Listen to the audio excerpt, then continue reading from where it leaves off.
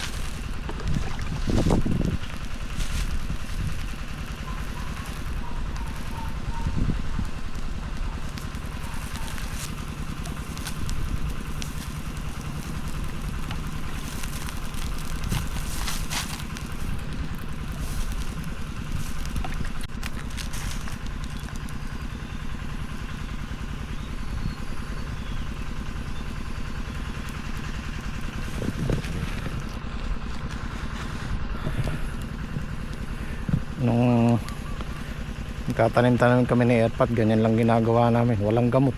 Mayroon man, lanet lang. Puro pausok. Pantaboy ng maninira.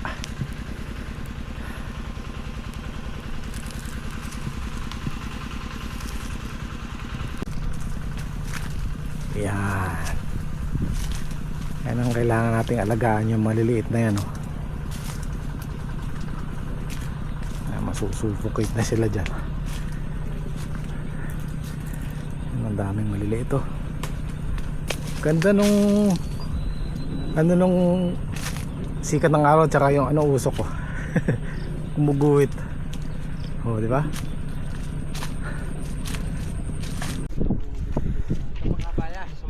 Kuwenta makaba.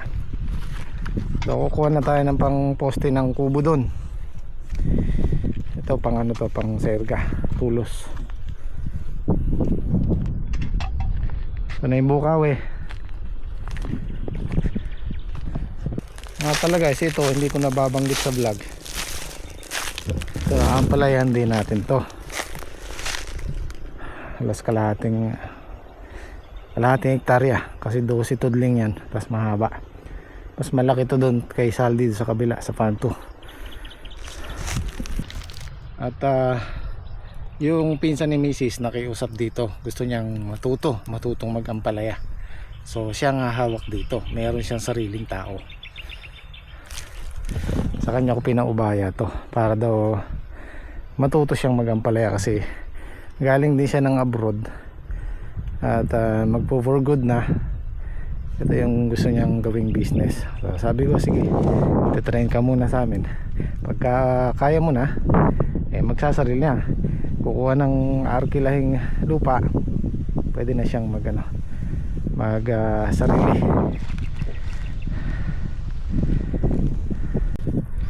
Itong mga kawayan, malalaki siya pero kulang pa yan sa gulang. Isipin nyo, mga puno to. Makikita mo yung sobrang gulang na kawayan, yung butas niyan, kasi puno na to, sa ilalim na to. Makita mo yung butas niyan, halos wala na. Yun, husto sa gulang yun. Ayan o, lumulukot. Medyo mura yung iba.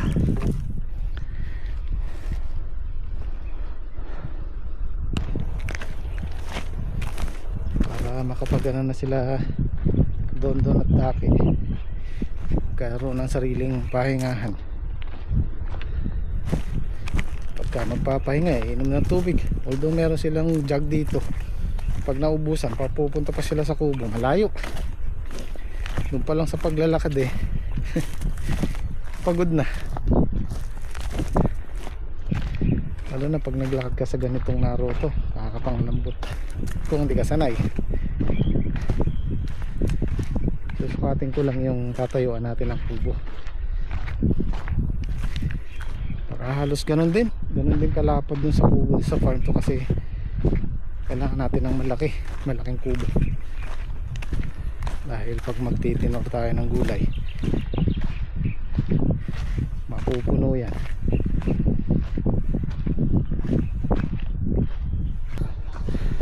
Yan, ang ganda ng pwesto namin.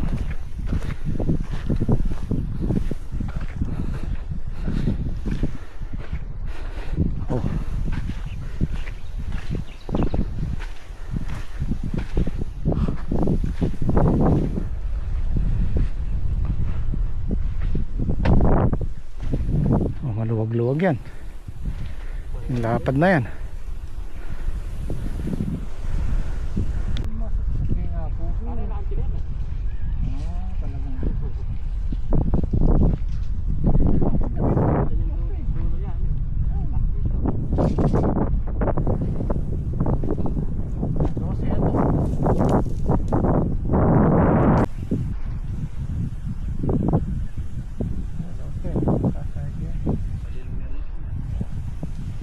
Meron po kasing nagsasuggest na pati na lang daw yung binubuo or yung tent na kagaya nung doon.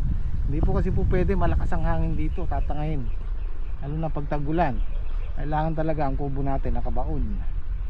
At saka po mainit yun, hindi ka tatagal dito pagka yung tent na yun. Kailangan talaga dito yung native na kubo, para kahit katanghalian makakapagpahinga.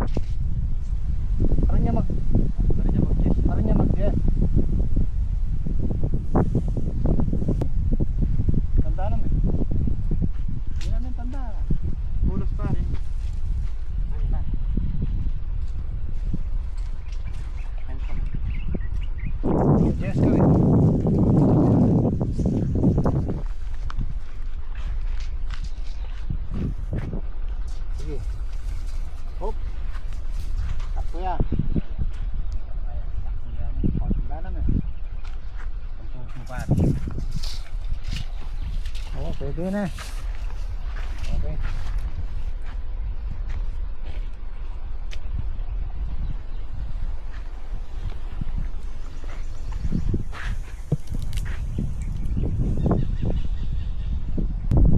Kulang lang po din kawayan Ali, kulang la tuwang ako. Mura lang mga dagulaw na yung kulang laking panahon ika nga. Ano yung malaki? Taas trek. Ito yan. Ito yung pataas.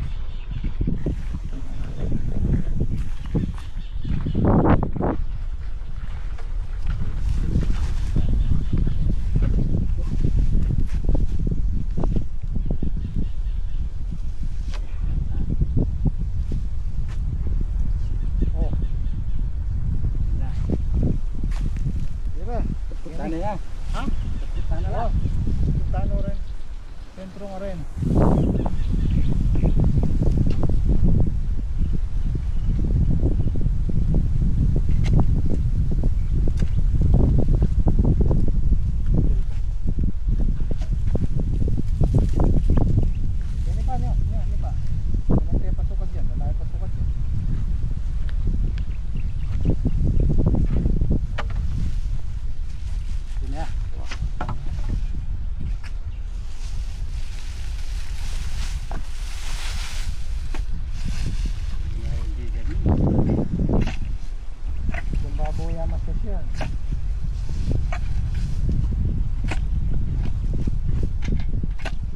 bata mo kaya eh.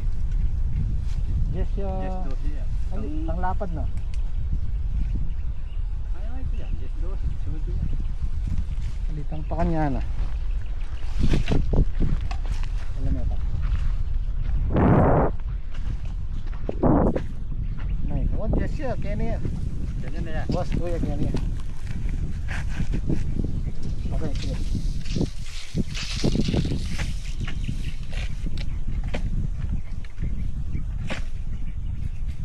Kaya naman kasap-sap ka.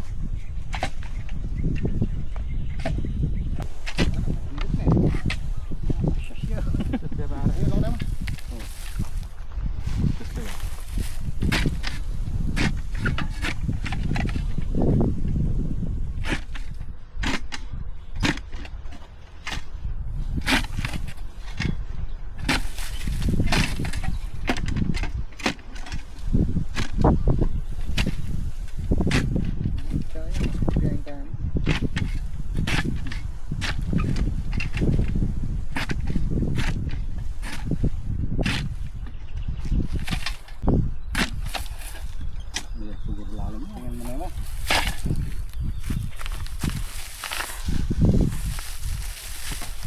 Parang mababa na. Ay, bumaba. Tangkay. Pangipil nyo. Pag-ipil na yan. Yung ipil pa rin. Ano lang natin lagay ang trick.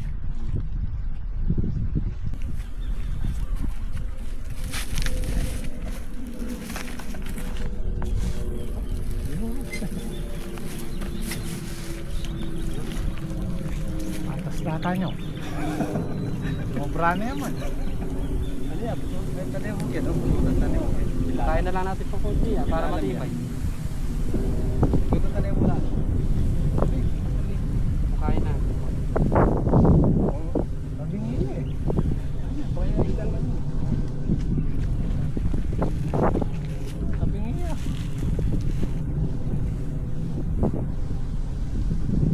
Kung pala tayo pa. Ay, matibay.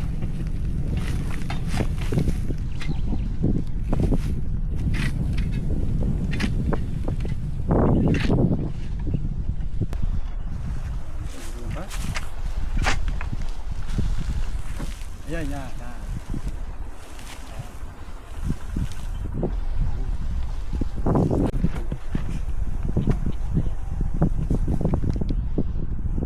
Matas siya pa itang ka rin. Mababa yan. Mabaya pare. Mataas yun.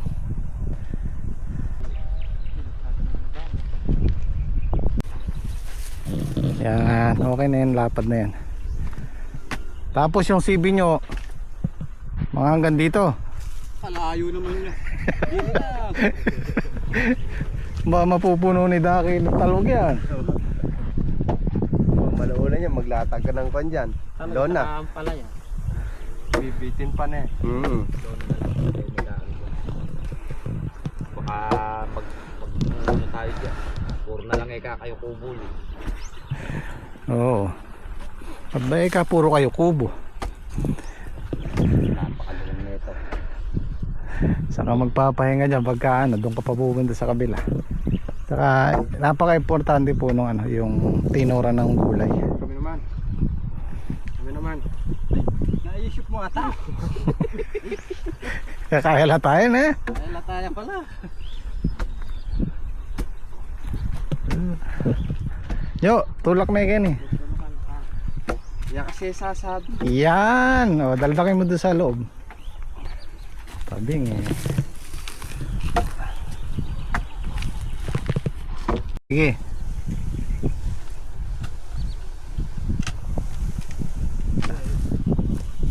Yan pare yan. Oh.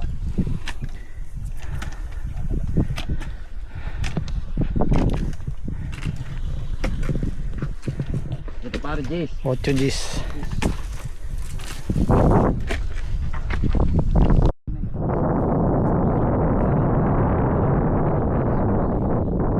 Diretso mo nga yan. Sabakan natin isa. Pwede na yan. Sakto sa mga.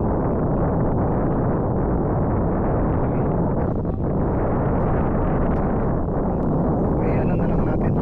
Close na lang natin. May limon. Level up natin yan. Kailangan niya magkakatanim mata.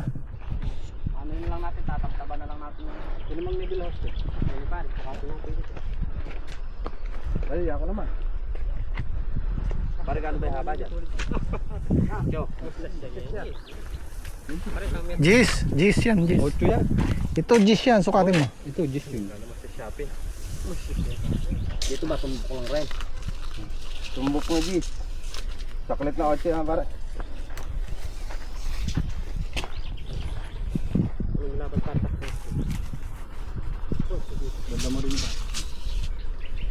Hindi, yung sukatin mo doon. May 8 din. Yan. Wala din yan. Oh, May suksok yan, boy! Naka-change yan. tatayo lang muna natin yung mga poste para makita natin kung anong itsura. Isa na lang ha. Sige na lang. Kapag bumigay pa yung digit. Nakanapatay unga. Tutusang ka na to, hindi na namin magagamit sa patubig to. Sa tag-ulan magagamit to. Itataas na lang namin sahig dito kung sakali. Kasalisin natin yun. Sakyan ni pare. Metro. Ha?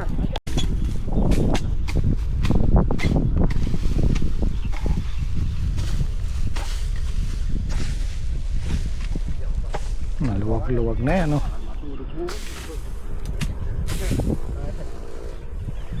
Sabi yata magkatapat yung poste na to.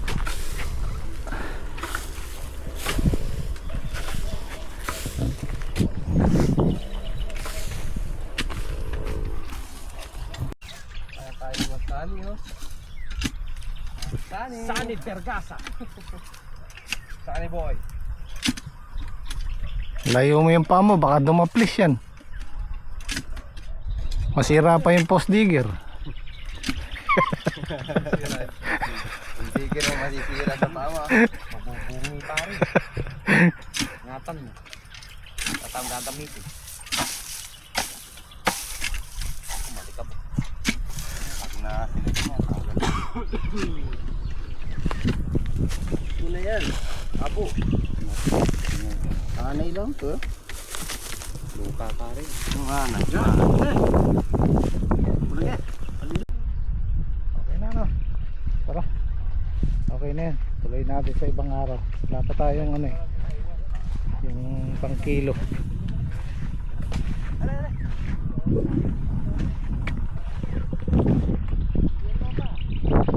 Ganda nung ano, trek, no? Sarap tamdan niya. Oh.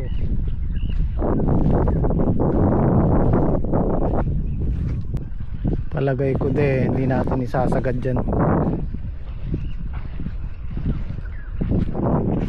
Malilim dyan eh. Itong April, May, June, July na yan eh. Palagay ko pwede na yung dulo natin dito, no? Para yung serga hindi po sumama doon sa kanal. Kailangan nyo ng tundong yung bitin. Layo mo na. Pamakpak dyan. Oo, kasi malilim dyan eh. Kakaroon tayo pamakpak sa... Kahit doon naman liliwang ko yan, 20 rin ho naman yun. Diyan ka na nagsukat. Oo, sakto lang. Para maluwag dito. Maluwag yung loob. Hindi kasi pwedeng itama yung serga dyan sa ano, sangka. Malambot.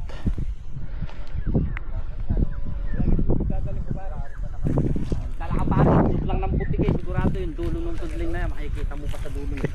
Palatandaan. Tatanda. Ala ka pare ka balong-balok ko siya. Makita mo. Talak mo nung pare yan. Maganda yan, gamitan ng lighting para diretso. Importante din kasi yung maganda yung pagkakatudling. Kahit ba pare na may pitik yan, ano? Kasi yan ang susundan ng plastic eh. Yan, kinuha ko lang din yung sukat ng kubo namin na yan. Alas ganyang kalaki din.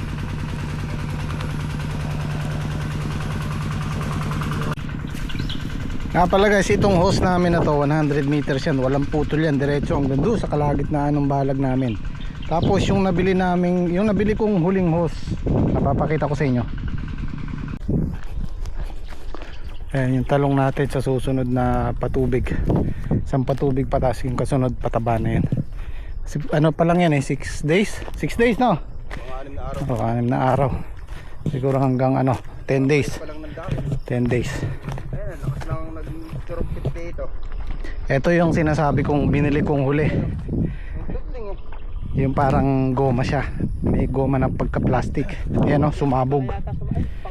Ayan o, mahinang klase. Ay, numipis na. Nabinat niya pong ganun. Pag pala nabibilad siya, buti na lang isa lang nabili ko. Pwede to pandulo. Ng tubig na ano yan, tapos mabibilad mahina. Oo. Lolo, Hindi niya kaya yung yung pressure ng tubig. pa rin yung sako. Kaya para sa amin, huwag kayong bibili nito. Mahinang klase. Iba pa rin yung sakong gamit namin. Ay, napupunit na ganun. Ano? Oo, hindi niya kaya yung pressure ng tubig. Nabibinat siya. Oo. Pwede yan, pandugtong na lang sa dulo. Bunga. Pareho. Sa akin po na ito yan, hindi buka niyan.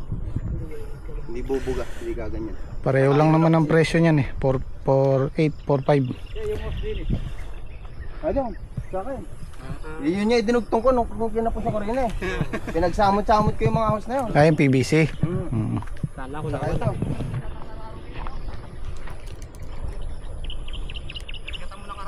Para di tumatapon tubig. Oo, magkanal ka. Tapos magawa ka rin ng daan dito para pag maghahakot ng gulay. Ito, Oo. Okay. ito, ano? Pag ganun. Saka kung saan naabot yung tubig, malaking bagay yung mga sasalubong. Tinan mo de oh. Ay, hindi ka naman pare mainit eh. Sumabog pa ako. Sumasit yan eh. Numipis eh oh. Parang lobo pala yan. Nabibinat pa ba? Parang bininat. Yun. Pag mainit ang araw yan. Tapos no, nawala yung pagkakapal niya eh. Kaya hindi ko mai-recommenda tong ganitong klaseng house. Ayun, wasak Wasak din dun. na naman. Eh, 3 beses nga pare. 3 beses. Yung huli na yan, hindi na namin ginawan. Eh, isang tudling na lang eh. Maganda tong tubo na to, malakas ang tubig. Hindi mo na yan, parang nagtapo ng pera rito. Buti nga, isa lang yung kinuha ko. Doon tayo sa sako. Iba pa rin yung gamit ito to. Pero wag din kayo bibili ng puti nito. Kulay itim. Yung kulay itim, mas matibay, mas makapal. Ito unang host namin to eh. Ito na rin ito. Dito naman yan. Oh, pag tinutupi. Kaya mas mainam pa rin yung kulay black. Yung ganun eh. Malambot. Malutong din. Pero may plastic pa siya sa loob. Ito binili ko to, ano pa lang to, 1 linggo pa lang yan. Bago tayo magtanim dito, doon ko binili yan. Baka di dalawang gamit lang. Hindi, pangatlo na yan. Oo, pangatlo na yan. Pa lang pare yan. Patip tanim. Dahil yung unang tanim. Dayo. Luwang pa ng ano yung trick no? Hanggang doon pa irrigation. Ha? Sa loob pa yan. Sa labas yan pre. Ganun din yung suka. Sa labas ng lampas ng irrigation. Eh, pinaran mo yun. Baka doon na, pakat ang ano. Okay.